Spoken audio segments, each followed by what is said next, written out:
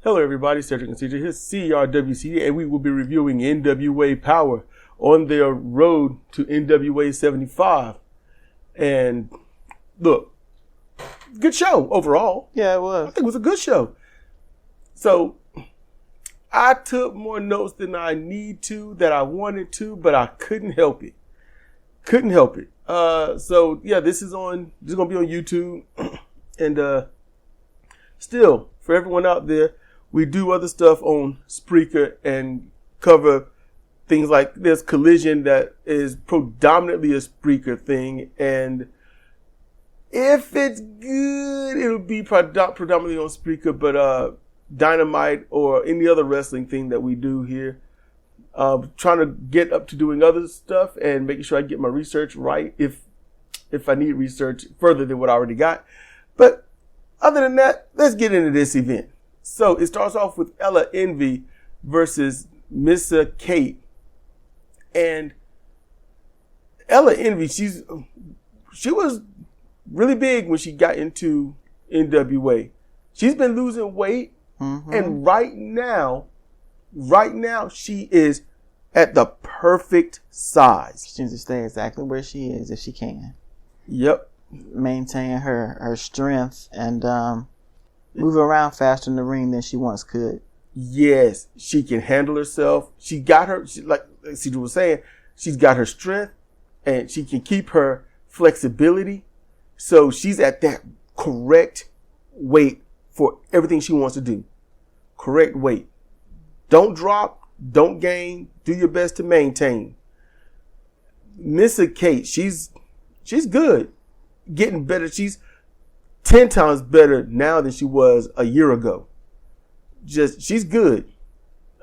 Certain matches, what are our most complaints about women matches? They go too long. This was a long match, but they feel like it. They clearly know what they're doing. So it kind of flew by. This was a long match, but it was good. This was great wrestling. It looked like a struggle. It looked like they didn't like each other. Ella Envy, she's the heel, but she looked like she's trying to win it all. Missa Kate, half of, M95? Yes. She looked like, I don't want you to wrestle me again. I like this. The stipulation is Pretty Empowered. They want another tag title shot. So if Ella Envy loses to Kate, then Pretty Empowered cannot challenge M95 for a title shot, period. There was the match, like I said, it was good. It was a struggle.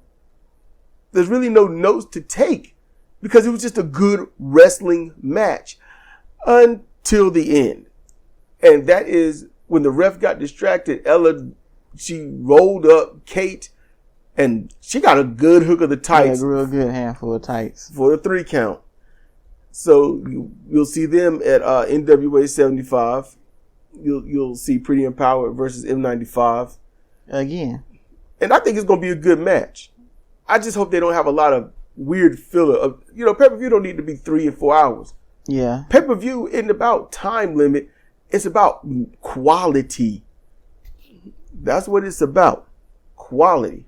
So next we get a match. The Barker, Cody James with CJ versus Anthony Andrews, one half of the United States Tag Team Champion. So these two, they're locking up.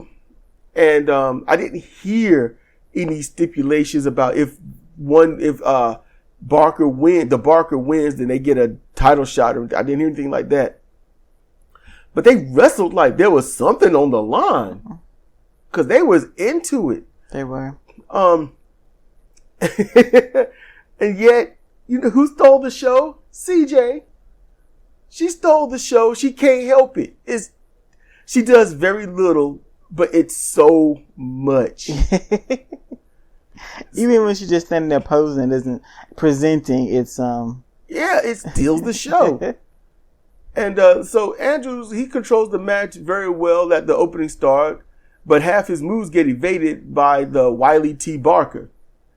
So, that joke went over so many people's heads. Wiley T. Barker. So, with the Barker on the floor. This is a little bit later. CJ climbs the ropes, and while the ref is attending to James's sore knee, she gives a stunner on Anthony Andrews over the rope, and goes to the floor and ta-da on James. You can hear her little ta-da now. She ain't just kind of mouthing it. You can hear it. Yep. And then he gets up like he's all fixed. Yep. Billy Corgan, he's clapping and laughing in the far. He's in the background for real. Yeah, with Kyle. Yeah, you can barely see him. In the ring, Cody James, he takes over for a little bit. Andrews turns the match around, but misses a shoulder block off the corner. So eventually, he misses a shoulder block. He's in the corner. He's laid over the middle rope. He nearly gets a front kick by CJ. Mm-hmm. CJ had that foot up, was going to kick the brakes off of him. She was poised and ready to lay that shoe in. And the ref sees her and she pauses like, you are so caught. Mm-hmm. We're laughing at it. Yes. It's funny, but not in a bad way. This is wrestling, spot wrestling, comedy wrestling done right. Yeah, it's got some peskiness to it. Yes. The ref ejects her from ringside. He's like, you're out of here. And she's like, what, me? And she does this little shuffle stomp thing. Mm-hmm. It's cute. She's all frustrated and pouting. It's adorable. She gets out the ring and stomps in place before she stomps off. Yep. But a little bit later, Anthony Andrews, he lands a middle rope leaping knee strike to the face. Hits I don't know what was up, but he hit a really slow body slam, and then he sat down with both legs hooked for the pin, and that's how he won.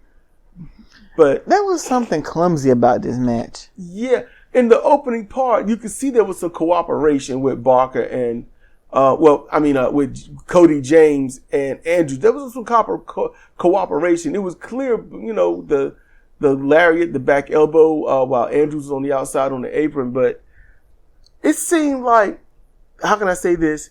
As a dance, if you want to view this as a dance, it's like both of them had two right feet. It was weird. Mm-hmm. Yeah, you could see that it was off, like something won't right. But it was still, it was a hard hitting match, but it seemed like, how can I say, bogged down by humidity or something. They seemed sluggish. Yeah, it was weird. So, who knows what's going on? Yeah, maybe they're just learning each other and whatnot. Who knows? There was a promo in the back with the Southern Six, Morton, Mason, and Alex Taylor.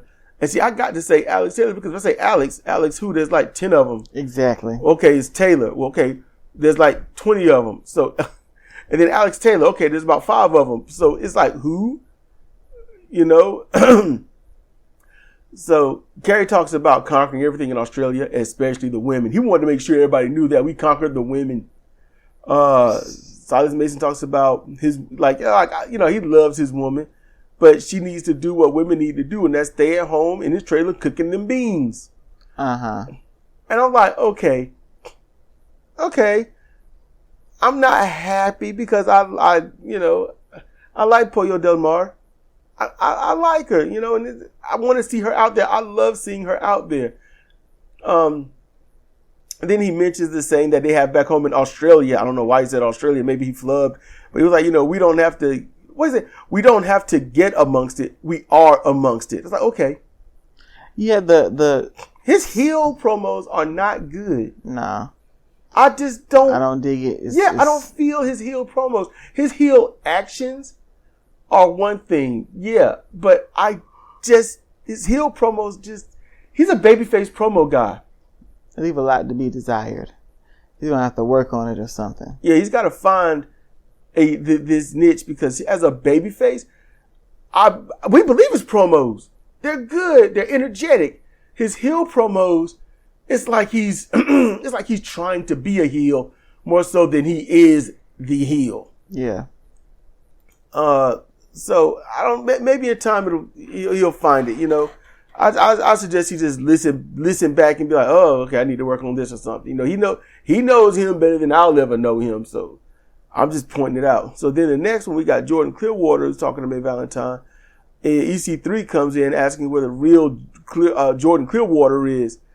You know, he kind of pumps it up a little bit, and then he tells him to talk like he should. And then Jordan does. EC3 is impressed, and gotta admit, Jordan did look a lot better doing the real promo than he did doing anything else. Because his other promos, it's like, okay, he's talking, we don't care, move on. Yeah, exactly. But when he decided to say, I'm gonna buckle down, I'm gonna tell you what this is, I was like, wow. That is the skill level of a promo. Because he cut his little promo, he was talking, you know, being a little interactive, and we're kind of like, okay.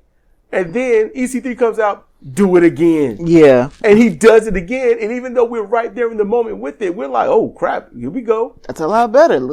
It's just more gumption, more personality, more desire. EC3 is being an on-screen coach. It is funny to see this. He's been doing this to everybody. Every time he gets done with somebody, he goes to somebody else and tries to lift them up, elevate them. Mm-hmm. You know, I'm liking this. You know, he's got a long-term gimmick, the EC3. I like it. And he's one of my favorite wrestlers too. Next we got this match was straight up weird. We got Magnum Muscle, which is Big Strong Mims and Dax Draper. And I'm curious about Draper right now. Versus the Savages, Bulletproof Troop, and Jax Dane. Look, there are times you just don't go and do the wrong thing. You know, whether you're a babyface or a heel, you just don't do certain things. So this starts off when the Savages come into the ring, and Tim Storm says something to Jax Dane, who has to admonish him. And he goes over there, and it's like, I'm like, man, here we go. It's going to start. Yeah. And Jax is staring down Tim, and I'm like, Tim running his yap, getting in trouble. So, you know, Tim don't know what he's mad at. Tim knows what he's mad at because Tim's the one talking the trash to get him up there. And so then in the ring, finally get in the ring, the Savages start off strong until a miscue and Troop steps in the way of Jax's double sledgehammer. I don't know why the hell he did that. Magnum Muscle, they focus heavily on the ribs of Bulletproof Troop. Yeah, because he's debilitated. Yes, Mims tries an airplane spin with him, but then his leg, you know, that hurts him, and he drops it midway through a spin. But Jax, he gets the tag, and he takes over. I mean, in all honesty, yeah. Like, you know, that's the star. You know, Magnum Muscle don't have a star. You know, you got to think about that. They don't. They built Mims up at one point and then killed it. They had him built up, crowd approval. He was looking good. They elevated his win ability over certain opponents and then squashed it. Mm-hmm. I don't think that was right. I think that was horrible. You need as many top guys as you can so the crowd can be into it more. Instead of, well, here comes this guy that's about to job out. You need top guys. So Jax, he takes Mims, he gets his leg over to the post. All right, so Jax gets to the outside and he put Mims' knee against the post and pulls him from the Achilles forward to apply pressure to the patella on the post. That got a rise out of the commentators and the crowd. And even I got to admit, I was like, man, it looked like he really pulling. And Mims is hollering. Yes. Mims is hollering. Mims is in pain. And I wrote, Mims needs a tag desperately. Great heat building by Jax. Jax knows what he's doing. Bulletproof Troop, he's learning. And Bulletproof Troop, he's got promise. Yeah. He's got a lot of promise until I don't later. know if he's going to survive Jax Dane, though. Yeah, you're going to be with Jax Dane. You got to be wrestling. You got to be great. And Bulletproof Troop, we'll get to that. Mims, he counters eventually with a belly suplex, but barely. He got the suplex on, but you could tell it was low. Then both of them tagged, but for Mims, he made the high tag. Draper comes in, trying to be a house of fire, but not necessarily. And he got a backdrop on Troop. That hurts the back, them ribs. And tags Mims for some reason. Mims just got out the ring. Exactly. He was beat to a pulp. leg messed not working, up. and you tagged him in. That don't make sense. The ref tends to Mims, and Draper catches a low blow while Mims, the legal man, is figure forward all to be gotten.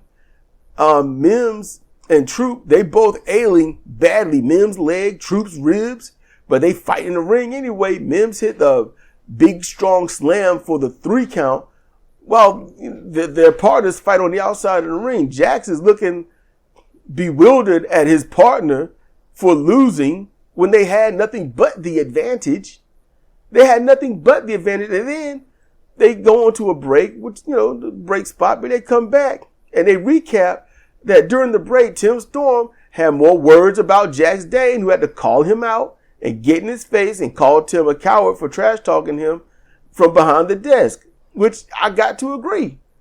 And then Tim Storm, he says that he wants a match at NWA 75, like he's going to get that match. But I'm like, everyone's sitting here, I don't understand. Tim Storm's being the heel.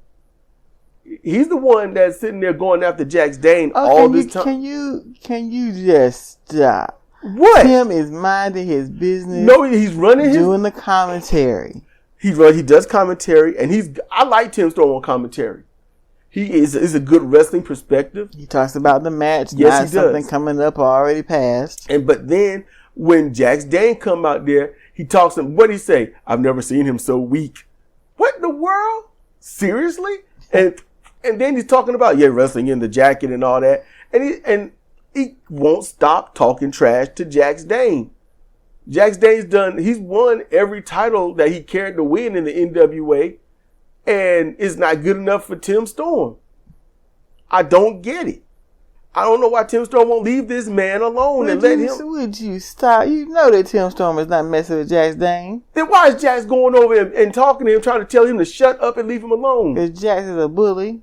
How is that being a bully? Hey, you need to stop talking about me. You need to, keep my name out your mouth and just do your commentary job. How is that being a bully? Explain that. Come on. Because he's there minding his business, doing his commentary job. He's coming out there eyeballing him, looking at him. And Tim ain't said nothing about Jax Dane more so than, he's good or anything like that. I have not heard Tim Storm say that. Oh my goodness. If you're a wrestler, and you watch the show back and you hear someone running a yap on you like, you ain't anything after all the accomplishments you made, wouldn't you be a bit upset? Yes. That's what's happening.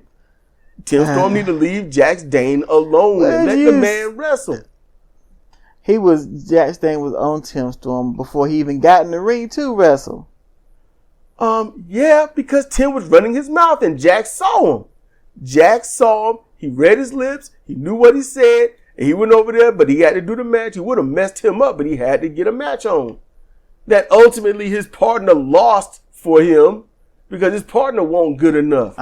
Jax Dane is surrounded by insulters and incompetent people, and that's just not even right. And I have to admit, it seems like every time the Savages lose, it's always Troop that gets pinned, and I believe that Jax Dane is going to have to make some sort of a change in the lineup. It don't take much to win, and Troop can't do that. You can't beat a one-legged man. Come on. That's too far beneath Jax Dane. Jax might have to be the one that do all the damage and then Troop be the cleanup man if he can do that. Yeah, if. Gotta be a finisher to clean up. Something. In any case, the next match, we got Odinson, the Asgardian, who we don't know if he's a babyface or a heel because he is switching back and forth really quick.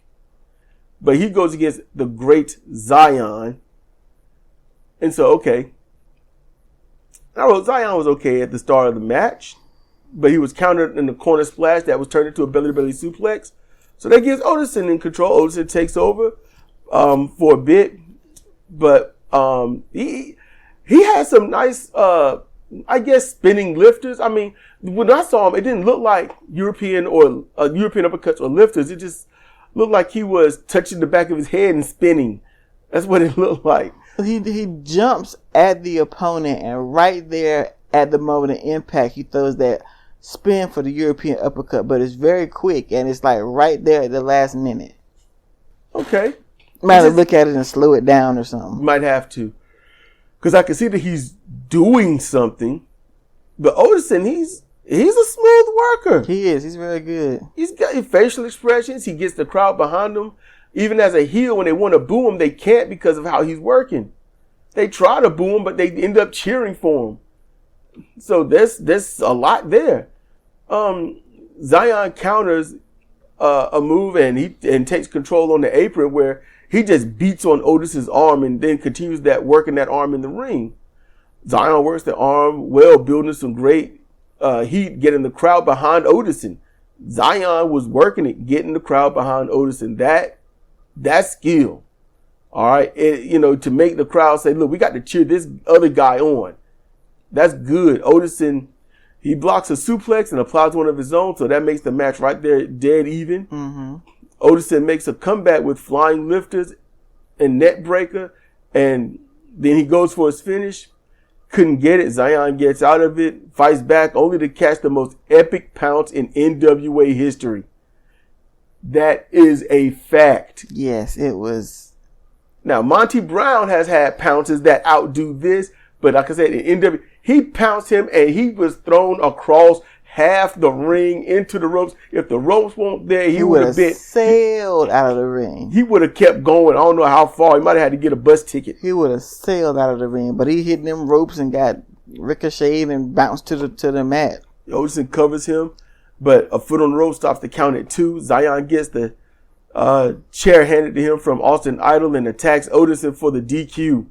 Match over. Odinson stands, tall, like, I'm here, fight me. But then he got kicked in the uprights. Zion wails on Odinson with the chair, just beating on him. Yes. Beating on him. And that's where it ends. I'm like, wow. Okay, honestly, I think that should have been the main event. It seems to me that, what's his name? Austin Idol might have backed the wrong horse. Because I haven't seen anything impressive out of Zion. Yeah. You see, what I wrote was, this won't be over, and I'm curious to how this will go.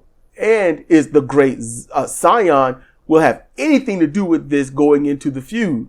Because this feud it doesn't hit a crescendo now. This right here is like, no, we can't go back from this. We're past apologies. This was a beatdown. Will Zion have anything to do with it? Because there's some get back he needs to get. Yeah, it is. And Zion, when he debuted, he was impressive. He was impressive in every match. And he got to the point, I think after his third match, I was like, this dude seems like a boss. Zion, I don't know. I don't know. I don't know. There are rumors out there that they're the same person. And that when they met each other, it was the stand-in for Zion. And Zion was Zion. And I don't know. I'm like, Yeah. Vampiro cuts a good promo about not being afraid of clowns and that he's put 30 years of work into who he is, and the insane clowns better be careful of everything they do and say about him. It was a good promo by Vampiro. Yeah. So then we get to another promo. Well, this is an advertisement promo, but it's Tyrus versus EC3, NWA 75. Now, I'm trying to type this quickly so I can, keep up. So I don't spell Tyrus. I spell Turys and EC2. So, yeah, for typing. But I thought that was a really good promo. I thought that it got me feeling for this. And it's going to be a bull rope match. And if Tyrus loses, he'll retire. I feel a way about that. Win or lose, Tyrus says it'll be his fault no matter what the outcome. Why does it need to lead? Why does it have to be a bull rope match? They haven't had any confrontations where they're evading each other or anything. They haven't had any matches where, one keeps rolling out the ring or anything like that. I can't see how it's built up to a bull rope match. I don't know. It just seemed like they made a point of saying that we know each other so well. Maybe they think it's going to take more than the normal match to get through it. I don't know. Maybe. I don't I don't understand why Tyrus would put his career on the line in something like this, because it was mentioned to me before, and I can't remember who did. It's been some time, but I can't remember who mentioned it. It might have been Zemo, I think, or it might have been on Discord. Just a brush on Discord. I can't remember who mentioned it, but I'm like, a retirement. I'm like, you haven't really had many title defenses. We've only seen you for the blink of an eye in terms of the NWA. I don't get it. How do you get a first match, and it's do or die in every case? I don't understand that. I don't know. Maybe EC3 is going to win, and Tyrus is going to not retire from wrestling, but retire from the NWA and go somewhere else. I don't know why he'd do that. I don't know. So then we get to I didn't know the main event, but the Brothers of Funstruction and Mario Parduo versus La Rebellion and Vampiro.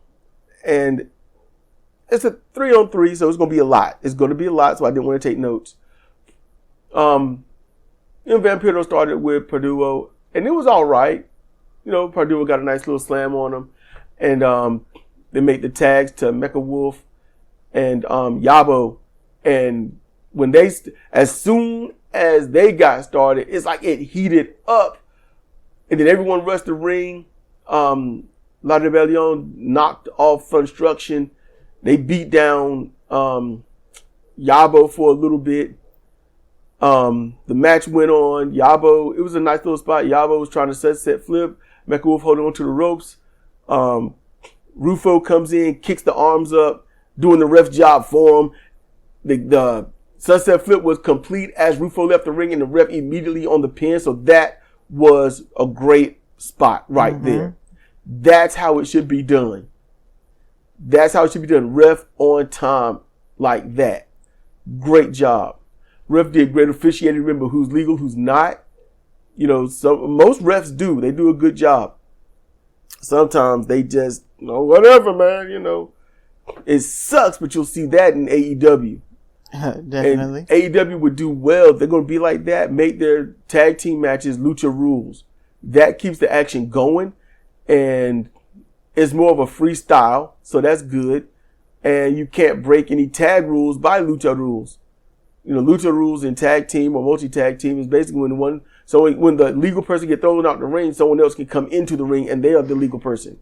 So that's how that works. That was like one of the best parts in the match. They fought, they did their thing. No one got their stuff in. Now look, Bestia says, we don't think it's him because of the height difference and the fact that his facial structure is different, but online it says that it's him. Cedric said, what'd you say? The luchas are going to die with that lie or something like that? Yeah, because it can't be Bestia. Because Bestia was taller, he was more robust, and he didn't speak any English, but you know how in the lucha world, they'll put one person in the same outfit over and over again. You don't know how many of them is being. They just keep doing the same thing. Silver King at one point, because he was injured, he was played by all of his brothers and somebody else because you couldn't see under the mask. Dr. Wagner Jr. was played by, at one point, Silver King and Abiso Negro.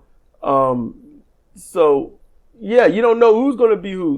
When it comes to people like the Latin Lover, Chessman and stuff, it's like, and Cibernetico, that you can't just do that with them because they're painted faces and they have a unique build to their body. Yes, they do.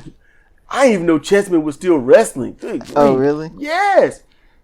I think Latin Lover, I think he's still wrestling. And Cibernetico, I saw him just last year at a Triple Mania. So, no, it was earlier this year. And I was just like, man, they still going. We started seeing them in CMLL because they have Mundo de Lucha Libre. So, okay. I didn't know they were still going.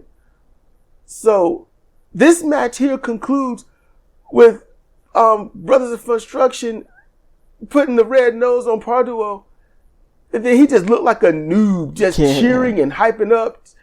Not a green guy, not a job guy. He like a complete amateur noob, just hyped up and hyped up. And Vampiro, he hit the Michinoku driver pin. And I wrote, no, good building towards their match at NWA 75. Party-Boy looked like a noob at the end. They could have done anything else to lose instead of making him look stupid. Because he looked like a noob. Like, I just got in the ring and they put a nose on me. This is my first time being in an NWA ring. Yay, I came from the crowd. And Vampiro's like, let me just drop this dummy on his head and be done with it. That's what it looked like. So I don't know how they're going to, I don't know what type of match they're going to have at NWA 75, but Brothers of Funstruction, they got that win on them at the Crockett Cup. So they're pretty much seen as uncrowned champions, and that's a good thing to do, to put over, to make people want to really see what's going on. Yabo and Rufo, they have actually garnered my eye as a tag team. I don't see them as some rank amateur indie crap stuff. No, I'm like, these guys are wrestlers. They're doing well. Yeah, they are, despite their appearance. Yeah, their gimmick, the appearance, they get stuff over pretty much at the right time of the match. Mm-hmm. They help each other. They're there for each other. They're a brother tag team.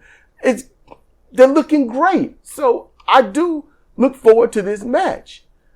You know, Bestia says, he just doesn't. I gotta say this. He don't wrestle like he used to. Nope. It's almost like he's not even there. I can't even really remember him in his match. I remember Mecha Wolf and Vampiro. Yeah. I don't remember Bestia says. I just don't. Did he tag in at all? I don't know. I don't think he did. I think it was just Vampiro and I think he was just kind of running in and attacking and then getting out the ring. I don't remember him doing that. Something's wrong. They don't even do their tag team moves. They don't. It's because it's not him. It can't be him. It's not him. If it's him, what happened? Yeah. If it's him, how did you lose 2 inches of height? Maybe. How did you change your jawline? What is going on, bruh? Maybe he had, problems getting back in the country, visa issues, something like that. He might. But if it's him, wow, what happened to us? Nah. Ain't nothing happened to me. Ain't nothing happened to you. It's him. It's not him. If anyone out there knows anything about what's going on with Bestia says, let us know. Because I ain't going to lie. I did look online, and I was looking. I couldn't find anything. I'm like, they all say it's him. But I'm like, it can't be him. Mm-mm. So, look, that's going to do it for us. This has been Cedric and Cedric for CR Wrestling Commentary on our review for NWA Power on their road to NWA 75 pay-per-view. So with that, y'all be chill, be good, be safe, and we will see you next time.